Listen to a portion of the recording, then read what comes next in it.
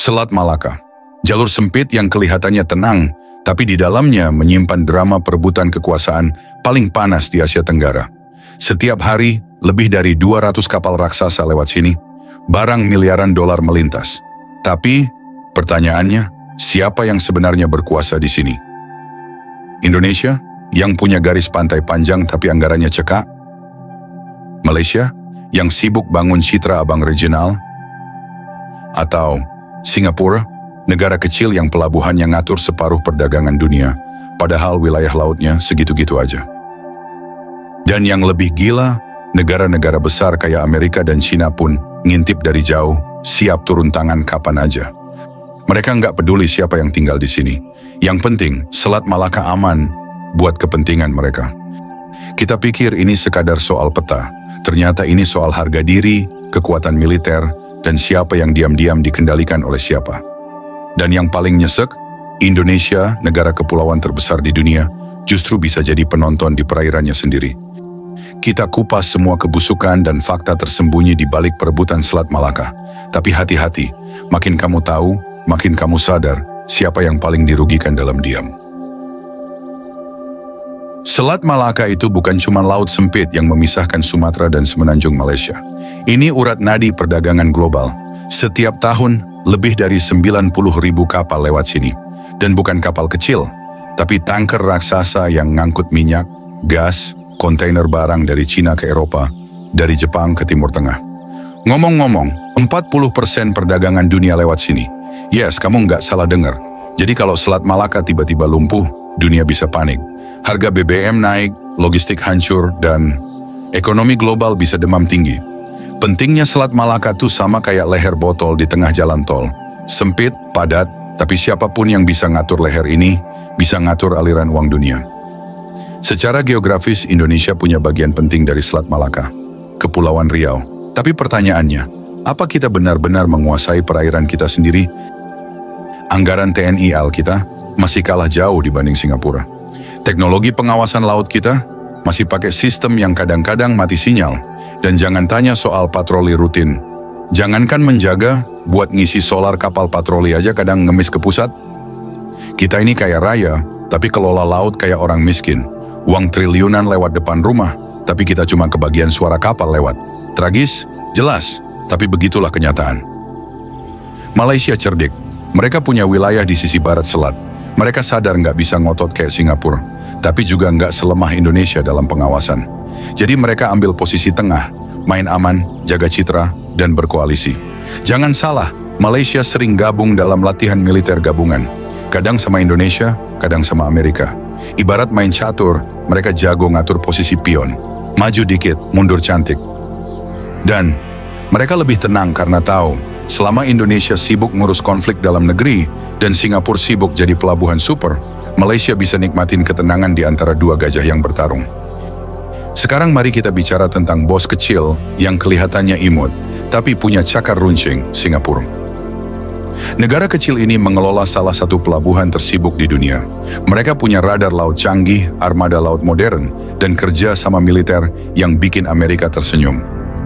Mereka mungkin nggak punya laut seluas Indonesia, tapi kontrolnya atas arus logistik internasional mengerikan. Bahkan banyak kapal lebih milih lewat jalur pelabuhan Singapura daripada menyentuh pelabuhan-pelabuhan kita. Kenapa? Karena sistem mereka efisien. Karena mereka bisa bikin pengusaha percaya. Karena mereka bisa mengatur semuanya. Dan diam-diam mereka juga bikin perjanjian keamanan laut yang bikin Indonesia dan Malaysia ketar-ketir. Tapi ya, seperti biasa, diplomasi kita cuma sebatas konferensi dan coffee break. Di balik tiga negara ini, ada dua raksasa yang lagi ribut di panggung global, Amerika Serikat dan China. Mereka tahu, siapapun yang bisa jaga Selat Malaka, bisa kendalikan separuh energi Asia. Makanya Amerika sering gelar latihan perang di sekitar sini. Dan China, mereka terus membangun kekuatan lautnya, bahkan sampai ke Samudra Hindia. Yang serem, bisa aja suatu saat Selat Malaka jadi medan perang proksi. Dan kita, Indonesia, bakal jadi halaman belakang tempat dua raksasa itu baku hantam. Lagi-lagi, kita nonton, kita korban. Jadi, siapa penguasa sebenarnya? Kalau kamu mikir jawabannya Indonesia, karena faktor geografi, kamu optimis, tapi kurang realistis.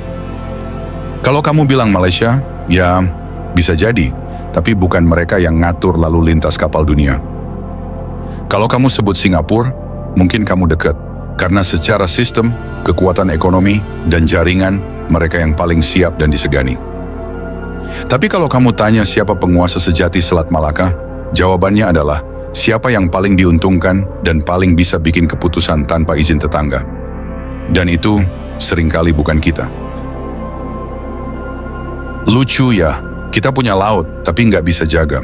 Kita punya lokasi strategis tapi malah jadi ladang rebutan.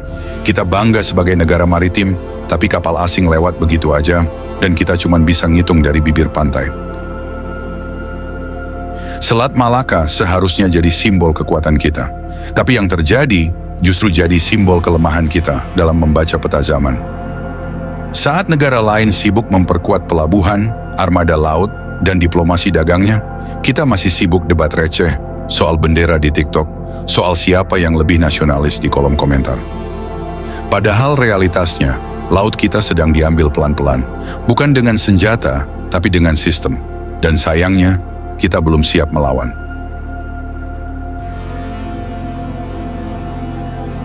Dulu nenek moyang kita berlayar pakai bintang. Sekarang kita nyasar di laut sendiri karena sibuk cari sinyal. Ironis, kita dulu ditakuti karena armada maritimnya. Sekarang, nama kita aja kadang nggak disebut di forum-forum laut internasional.